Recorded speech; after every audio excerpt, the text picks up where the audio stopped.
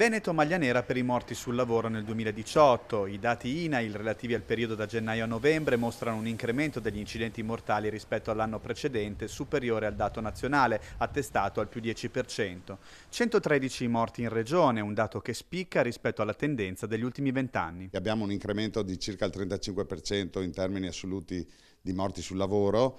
Se poi escludiamo come dato quello degli infortuni in itinere, abbiamo sempre purtroppo un più 15% che ci differenzia anche rispetto ad altre regioni. Negli anni precedenti il dato è sempre stato più o meno costante, più 2%, più 5%, meno 2%, meno 3%. Tra le province venete maglia nera per Verona con 28 infortuni mortali, seguita da Padova e Treviso a 19, e poi Venezia, Vicenza, Belluno e Rovigo. Pesante anche il bilancio degli infortuni non mortali, 2000 in più rispetto all'anno scorso. Insomma, un anno da dimenticare con responsabilità precise. La politica proprio si sta disinteressando da svariati anni di questo fenomeno infortunistico.